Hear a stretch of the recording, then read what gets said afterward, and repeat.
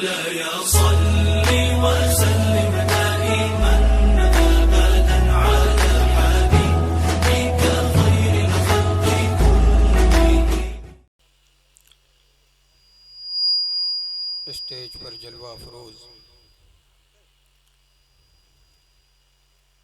बावकार उलमाए ज़वील एहतराम शुराए इस्लाम हुफ़ाज़े किराम कुर्राए इज़ाम और दूर नज़दीक से आई हुई सभी सुन्नी अवाम, अस्सलामु अलैकुम व रहमतुल्लाहि व बरकातुहू। अल्हम्दुलिल्लाह अल्हम्दुलिल्लाहिल्लज़ी अब्दअल अफ़लाक वल अर्दीन वस्सलातु वस्सलामु अला अशरफिल अंबियाइ वल मुरसलीन अम्मा बअद। फ़अऊज़ु बिल्लाहि मिनश शैतानिर रजीम बिस्मिल्लाहिर रहमानिर रहीम। इन्नद-दीन इंदल्लाहिल इस्लाम। सदक़ल्लाहुल अज़ीम व बल्लगना रसूलुहुन नबियुल अमीनुल मकीनुल मतीनुल मुबीनुल करीम। व नहनु अला ज़ालिका लमिनश शाहिदीन वश्शाकिरीन वज़्ज़ाकिरीन वल्हम्दुलिल्लाहि रब्बिल आलमीन। सरवरा शाह करीमा दस्तगीरा शुरफा हुर्मते रूहे पैगंबर यक नज़र कुन सुवे मा यक नज़र कुन सुवे मा यक नज़र कुन सुवे मा। बगिरदाबे बला उस्ताद कश्ती ज़ईफ़ानो शिकस्तारा तु पुश्ती बहक़्क़े ख़ाजे उस्मान हारूनी मदद कुन मदद कुन मदद कुन या मुइनुद्दीन चिश्ती।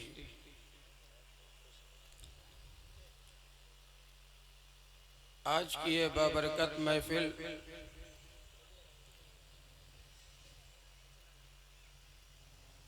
उर्स की तकरीब बनाम कुल हिंद नातिया मुशायरा, जिसमें आप तमामी हजरात शिरकत की सआदतें बरकतें रहमतें हासिल कर रहे हैं। मुख्तसर से गुफ्तगू करनी है। माशाअल्लाह।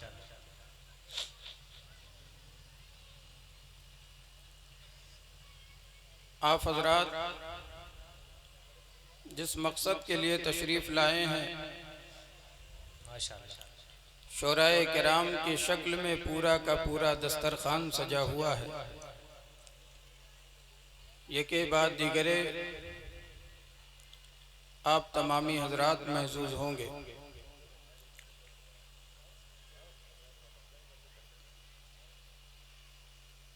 प्रोग्राम की कमेटी और तमाम मेंबरान और आई हुई तमाम अवाम, माशाअल्लाह, सारे के सारे लोग मुबारकबाद के काबिल हैं। अल्लाह रब्बुल इज़्ज़त इस प्रोग्राम में जिसने जिस तरीक़े से भी हिस्सा लिया है, दामे दिरमे कदमे सुखने मौला सब की कुर्बानियों को कबूल फरमाए। आमीन सुम्मा आमीन। आइए सबसे पहले सरबराह नबूवत और रिसालत ताजदार अंबिया माशाअल्लाह, इमामुल अंबिया हुजूर अहमद मुज्तबा मोहम्मद मुस्तफ़ा सल्लल्लाहु ताला अलैहि वसल्लम की बारगाह पुरनूर में अपनी गुलामी का सबूत दे और पढ़ें बाआवाज़ बुलंद अल्लाहुम्मा सल्ली अला सैयदना व शफ़ीना हबीबना मौलाना मोहम्मद व अला आलि सैयदना मौलाना मोहम्मद बारिक वसल्लिम सलातुम व सलामन अलैका या रसूल अल्लाह या हबीब अल्लाह सल्लल्लाहु ताला अलैहि वसल्लम। खुदी को कर बुलंद इतना कि हर तकदीर से पहले, माशाअल्लाह, वाह। खुदी को कर बुलंद इतना हर तकदीर से कि हर तकदीर से पहले खुदा बंदे से खुद पूछे बता तेरी रजा क्या है। वाह वाह। मुख्तसर सा वक्त है, मैं आप हजरात के सामने बताने की कोशिश करूंगा कि इस्लाम किन मुश्किल हालात से होता हुआ हम तक आप तक पहुंचा है। इस्लाम किस गुर्बत के दरवाजे से गुजरता हुआ यहाँ तक आया है,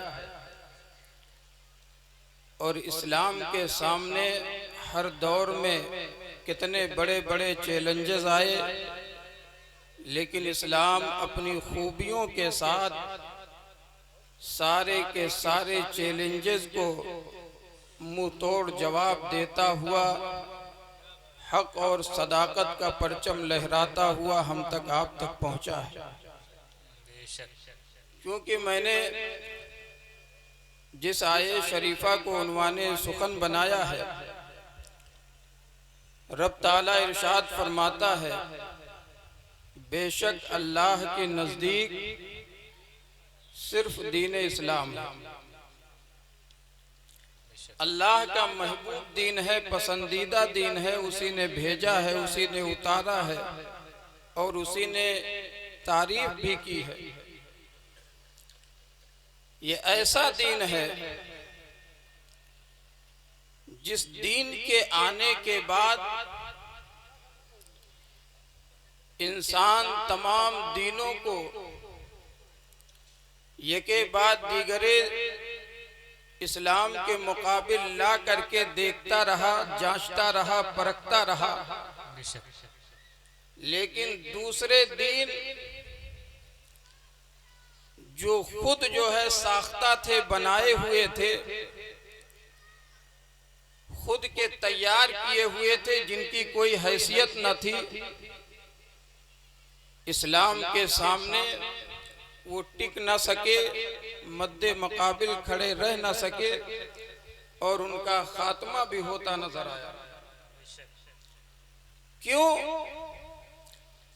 इसलिए कि इस्लाम के मुजाहिदीन ने ऐसी ऐसी कुर्बानियों का नजराना पेश किया है जो दूसरे किसी मजहब में और दूसरे किसी दीन में इसकी ना नजीर मिलती है, ना इसकी कोई मिसाल नजर आती है।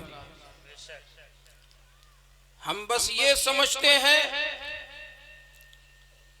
कि हम मुसलमान घर में पैदा हुए, आबाओ अजदाद ईमान वाले थे, ईमान हमें विरासत में मिल गया, इस्लाम हमें विरासत में मिल गया, हमने दीन के लिए कोई कुर्बानी पेश नहीं की, कोई एसार नहीं दिया। तो ऐसा नहीं है हमने नहीं दिया, लेकिन किसी न किसी ने इस्लाम को सींचा भी है, किसी न किसी ने इस्लाम की जुल्फों को संवारा भी है, किसी न किसी ने इस्लाम की परवरिश भी की है, किसी न किसी ने इस्लाम को परवान चढ़ाया है, किसी न किसी ने इस्लाम को यहाँ तक पहुँचाया है। इस्लाम के वो मुजाहिदीन आप देखें, हजरत उमर रजी अल्लाह ताला अन्हु, आप हजरत खब्बाब सहाबी रसूल के साथ हैं। हजरत खब्बाब हजरत उमर से भी पहले इस्लाम लाने वाले में से हैं। तफसील में जाने का बिल्कुल वक्त नहीं है। हजरत खब्बाब आप हजरत उमर के साथ हैं। हजरत खब्बाब ने अपना कुर्ता निकाला और जब आपने अपनी कमीज उतारी, हजरत उमर रजी अल्लाह ताला अन्हु की निगाह हजरत खब्बाब की पुश्त पर पड़ी। देखा हजरत खब्बाब की पीठ में कुछ सफेद दाग नजर आ रहे हैं, सफेद दाग के निशान हैं। हजरत उमर पूछते हैं, खब्बाब तुम्हें ये सफेद दाग कब से हो गया? तुम्हें ये सफेद दाग कब से हो गया? इतना कहना था, हजरत खब्बाब रजी अल्लाह ताला अन्हु इरशाद फरमाते हैं, ऐ उमर, मेरी पुश्त पर जो तुम्हें सफेद दाग नजर आ रहा है, इसकी कीमत तुम्हें क्या मालूम? इसकी कीमत तुम्हें क्या मालूम? जिस वक्त तुम मक्के की गलियों में बानिए इस्लाम के कत्ल के मंसूबे तैयार कर रहे थे, उस वक्त खब्बाब इस्लाम की दौलत से माला माल होकर के परचमे इस्लाम लहरा रहा था। मेरी पुश्त पर ये जो सफेद दाग नजर आ रहे हैं, ये किसी बीमारी की वजह से नहीं, इस्लाम की मोहब्बत में जलने के दाग।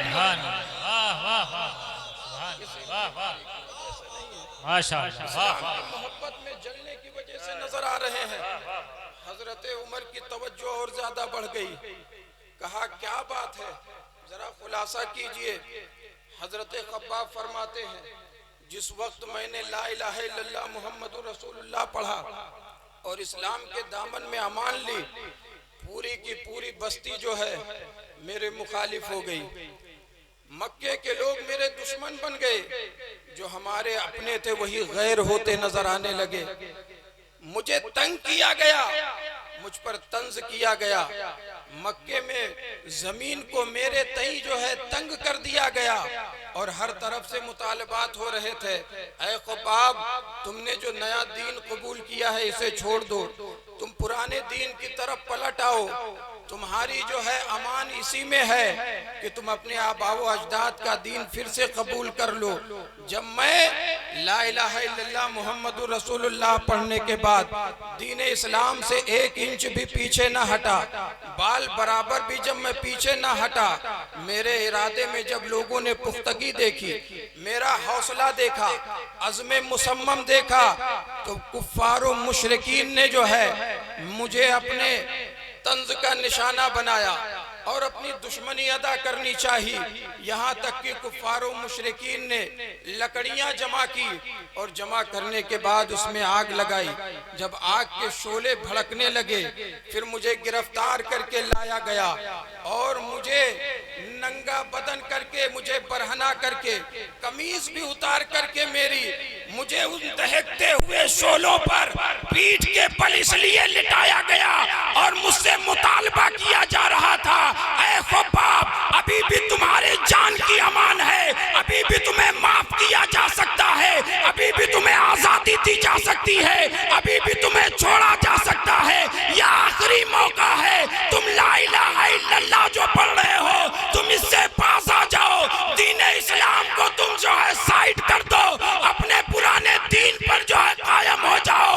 मैंने आग के शोलों पर अपनी पीठ को रखते हुए दुश्मनाने इस्लाम की आंखों में आंखें डाल करके कहा था, जालिमों सुनो, मेरे जिस्म में जब तक खून का एक कतरा रहेगा, नामे मोहम्मद पे कुर्बान रहेगा। ऐ उमर सुनो, तुम मेरे पुश्त में लगे हुए सफेद दाग के बारे में पूछते हो, ये किसी बीमारी का दाग नहीं है, ये इस्लाम की मोहब्बत में जलने के निशान है।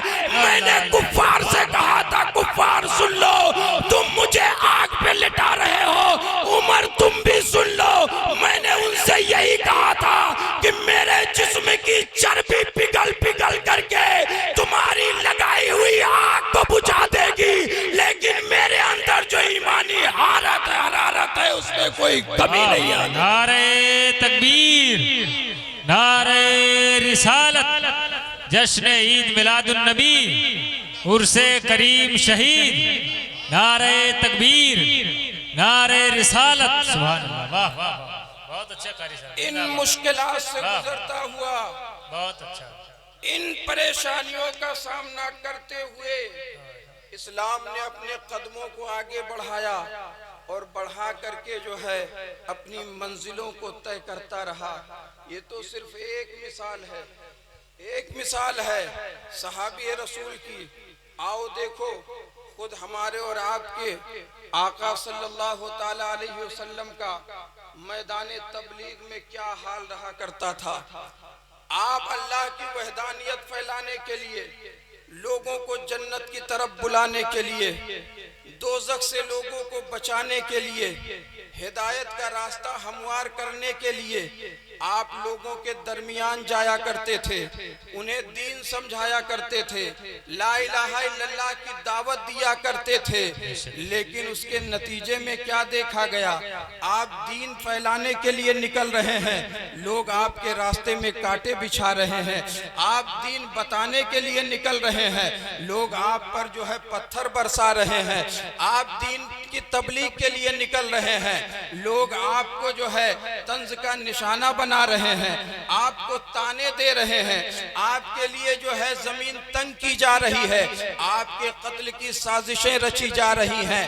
आप जो है जब तबलीग से वापस आते थे तो आप गमगीन रहा करते थे, आप जो है टेंशन में रहा करते थे। ऐ परवरदिगार, मैं हक के परचम को लहराने के लिए निकलता हूँ, तेरी वहदानियत को आम करने के लिए निकलता हूँ, लोगों को हिदायत देने के लिए निकलता हूँ, लोगों को जन्नत का रास्ता दिखाने के लिए, और तेरे हुक्म के मुताबिक मैं लोगों तक पहुँचता हूँ। लेकिन नतीजा यह है कि लोग ईमान लाने के बजाय हमें जो है अपने सरकश का निशाना बना रहे हैं, मुझ पर जो है अपना गुस्सा तोड़ रहे हैं। मैंने आलम तसव्वुर में अर्ज किया, ऐ मेरे आका सल्लल्लाहु तआला अलैहि वसल्लम, आप इतने अच्छे काम के लिए निकल रहे हैं, इस्लाम के मकसद के लिए निकल रहे हैं, और नतीजे में लोग जो है आपको निशाना बना रहे हैं। आप जब घर में दाखिल होते हैं तो आपकी कैफियत क्या होती है? आपके ऊपर गम किस तरीके से लाहक हो रहे हैं, आपका चेहरा किस तरीके से झुका हुआ होता था। चूंकि दिन भर की मेहनत के बाद जब आदमी के हाथ कुछ नहीं लगता है तो ऑटोमेटिक चेहरे का जोग्राफिया बता दिया करता है। ऐसे आलम में, आलम तसव्वुर से मुझे जवाब मिला, ऐ अख्तर अशरफी, तू नहीं समझेगा, मैं लाख तबलीग के लिए जाता था, लोग मेरी बात मानते थे नहीं मानते थे, मैं टेंशन में आकर के वापस होता था, गमों का बोझ लेकर के आया करता था। लेकिन जिस वक्त घर में कदम रखता था तो मेरी ज़ौजा हजरत खदीजा के मोहब्बत भरे जुमले मेरे गम को काफूर कर दिया। सुभान अल्लाह, सुभान अल्लाह, बहुत अच्छे, बहुत अच्छे दिया करते थे। जिंदाबाद, जिंदाबाद। अंदर एक नई ताजगी पैदा हो जाती थी, मेरे अंदर एक नई ताकत आ जाया करती थी। और गौर फरमाएं, ये इस्लाम के उस दौर का मामला है जबकि इस्लाम जो है परवरिश पा रहा था, इस्लाम परवान चढ़ रहा था। बहुत कम लोग जो है इस्लाम से रोशनास थे, बहुत कम लोग इस्लाम के दामन के तले आए हुए थे। मेरे आका सल्लल्लाहु ताला अलैहि वसल्लम इस्लाम की तबलीग बराबर कर रहे हैं। आपके सामने जो है चैलेंजेस हैं, आपके सामने जो है लोग तरह तरह की बातें कर रहे हैं।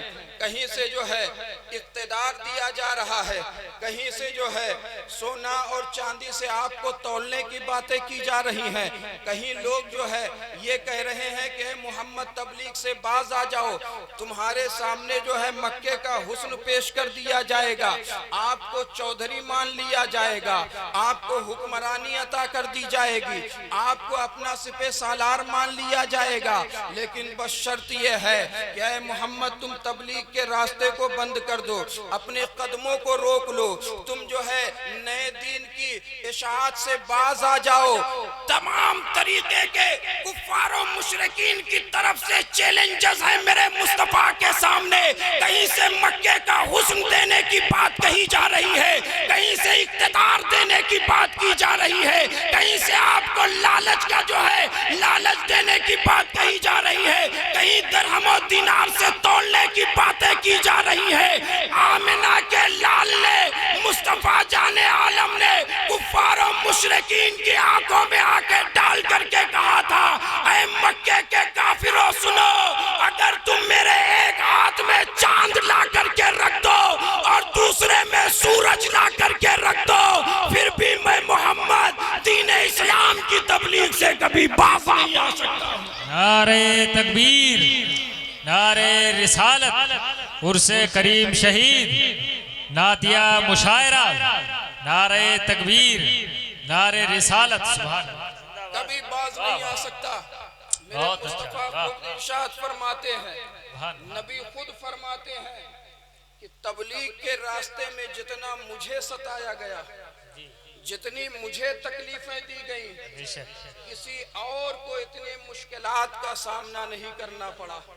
सही बात। 1 लाख या 2 लाख कमो बेश 24,000 अंबियाए किराम तशरीफ लाए, लेकिन तन्हा मुस्तफ़ा जाने आलम सल्लल्लाहु ताला अलैहि वसल्लम का ये फरमान कि जितना मुझे सताया गया और परेशान किया गया, इतना किसी को जो है दीन के रास्ते में, तबलीग के रास्ते में निशाना नहीं बनाया गया। सही बात। आखिरी बात मैं अर्ज करके अपनी गुफ्तगू को समेटना चाह रहा हूँ। चूंकि ये मुशायरा आप सबका है और मेरा भी है, मैं भी जो है सुनने का मुतमन्नी हूँ, ये आप सबकी मोहब्बतें हैं। थोड़ी देर की गुफ्तगू की इजाज़त है। दीन के रास्ते में किस कदर मेरे आका सल्लल्लाहु ताला अलैहि वसल्लम को परेशान किया गया। ये दीन जो आज हमारे और आपके सामने फला फूला नजर आ रहा है, हम इसकी अहमियत को नहीं समझ रहे हैं, हम इससे दूर भाग रहे हैं। दीन हमें करीब करना चाह रहा है और हम दीन से दूर हो रहे हैं। सिर्फ इतना ही नहीं, बल्कि किस गुर्बत की गोद से जो है दीन पलता हुआ आगे बढ़ा है। गरीब लोगों से दीन फैला है, लेकिन हजरत आयशा सिद्दीका रज़ी अल्लाह ताला अन्हा, आपकी ये रिवायत है, आप इस रिवायत को निगाहों के सामने रखें, आपको खुद जो है ये फैसला करना आ जाएगा कि वाकई दीन जो है किस परेशानी से आगे बढ़ा है। हजरत आयशा सिद्दीका रज़ी अल्लाह ताला अन्हा इरशाद फरमाती हैं कि पहले महीने का जब चांद तुलू होता था, पहले महीने का जब चांद तुलू होता था और फिर वो महीना गुजर जाया करता था, चांद गुरूब हो जाया करता था, लेकिन मेरे आका सल्लल्लाहु ताला अलैहि वसल्लम के घर में चूल्हे से धुआं तक उठने की नौबत नहीं आती थी। माशाअल्लाह। महीना गुजर जाता था, चूल्हे में आग रोशन नहीं होती थी, धुआं तक जो है उठने की नौबत नहीं आती थी। आप फरमाती हैं फिर दूसरे नए महीने का चांद तुलू होता, महीना गुजर जाता, वो चांद भी गुरूब हो जाता, लेकिन चूल्हे से धुआं उठने की नौबत ना आती। तीसरे महीने का चांद नजर आता, फिर वो चांद महीना पूरा होने के बाद गुरूब जब हो जाता था, तब भी जो है चूल्हे से धुआं उठने की नौबत नहीं आती थी। सारी कायनात को पालने वाले मुस्तफा, जिनके सदके में अल्लाह ने अपना रब होना जाहिर फरमाया, जिनकी ठोकरों से लोगों के किस्मत संवरती है, जिनकी जो है ठोकरों से लोगों को उरूज व इर्तिका की बुलंदियां मिला करती है, उस मुस्तफा करीम सल्लल्लाहु ताला अलैहि वसल्लम का हाल ये था। हजरत आयशा सिद्दीका फरमाती हैं, कभी कभी 1 महीना, कभी कभी 2 महीना और कभी कभी 3-3 महीने ऐसे गुजर जाया करते थे कि घर के चूल्हे से धुआं तक उठने की नौबत नहीं आती थी। यानी 3-3 महीने तक आपके घर जो है कुछ नहीं पक्का करता था, कुछ नहीं पका करता था। तो होता क्या था, ऐसे आलम में मेरे मुस्तफा सल्लल्लाहु ताला अलैहि वसल्लम आप अपने शिकमे मुबारक पर वजनी पत्थर बांध लिया करते थे, वजनी पत्थर बांध लिया करते थे। 3-3 महीने घर के चूल्हे से धुआं ना उठने की जब नौबत होती, तो मेरे मुस्तफा वजनी पत्थर अपने शिकमे मुबारक पर बांध लिया करते थे। लेकिन रब की बारगाह में कोई जो है गिला और शिकवा नहीं हुआ करता था, कोई हरफे शिकायत नहीं आया करती थी। इस्लाम इन रास्तों से होता हुआ हम तक पहुंचा है, इस्लाम इन गलियों से चलता हुआ यहाँ तक पहुंचा है। और सिर्फ यही नहीं, बल्कि एक दिन मेरे मुस्तफा सल्लल्लाहु ताला अलैहि वसल्लम आप जो है काबा शरीफ की जियारत के लिए, आप काबा शरीफ में है, सहने काबा में है, देखा अबू जहल सामने से आया और आने के बाद उसने नबी रहमत रहमत सल्लल्लाहु ताला अलैहि वसल्लम को परेशान करना शुरू कर दिया, टॉर्चर करना शुरू कर दिया। आका सल्लल्लाहु ताला अलैहि वसल्लम उससे अपने आप को छुड़ा रहे थे, आप किनारे हो रहे थे, लेकिन वो जालिम इतना शकी बदबख्त था कि उसने सरकारे दो आलम सल्लल्लाहु ताला अलैहि वसल्लम के सरे मुबारक को अपने हाथों से पकड़ा और पकड़ने के बाद काबे की दीवार से जालिम जो है लड़ाने लगा, धक्का देने लगा। आका सल्लल्लाहु ताला अलैहि वसल्लम के सरे मुबारक को अबू जहल ने इस कदर काबे की दीवार से लड़ाया था कि आका सल्लल्लाहु ताला अलैहि वसल्लम के सरे मुबारक में जख्म आ गया। आपके सरे अनवर से खून बहता हुआ आपकी कमीज़े मुबारक पर गिरता हुआ नीचे की तरफ आ रहा था। तारीख सुनो मुसलमानों, अगर आपके दिल में नबी की मोहब्बत है तो आपकी जाहिरी आंखें रोए ना रोए, लेकिन मुस्तफा की मोहब्बत में दिल जरूर रोएगा।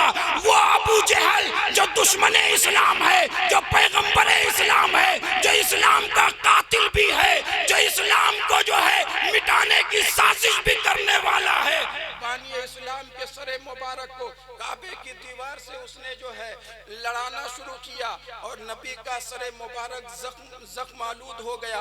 आप जख्मी हो गए और अपने जख्म पर मुस्तफा जाने आलम हाथ रख करके अपने घर तशरीफ लाए। गुर्बत का ये आलम है कि जब आप अपने घर पहुंचे तो घर में कोई कपड़ा भी नहीं है कि जिससे आप अपने सर में पट्टी बांध लेते। घर में कोई कपड़ा भी नहीं है जिससे आप अपने सर पर पट्टी कर लेते। ऐसी गुर्बत की गलियों से, गलियारों से, दरवाजों से होता हुआ इस्लाम हम तक पहुंचा है। मुस्तफा इरशाद फरमाते हैं, मैं अपने जख्म को अपने हाथ से रोके हुए था, हाथ लगाए हुए था। ऐसे वक्त में जब मेरी ज़ौजा खदीजा की निगाह मेरे जख्म पर पड़ती है, खदीजा बेकरार हो जाती है। बेकरार होने के साथ साथ हजरत खदीजा को जब कोई कपड़ा न मिला, खदीजा ने अपने दुपट्टे से कपड़ा फाड़ करके मुस्तफा के सरे मुबारक पर पट्टी। इस्लाम इन से गुजरता हुआ हम तक पहुंचा है। अब तो हमारी आंखें खुल जानी चाहिए कि अल्लाह ने अगर हमें नवाजा है और अल्लाह ने हमें तौफीक दी है, ताकत दी है, कुव्वत दी है, तो हमें इस्लाम से करीब होना चाहिए। इसलिए कि अगर हम मनमानी जिंदगी गुजारेंगे तो हमारा कोई 75 नहीं होगा, कोई पुरसन हाल नहीं होगा, कोई हमको अपने से करीब करने के लिए तैयार नहीं होगा।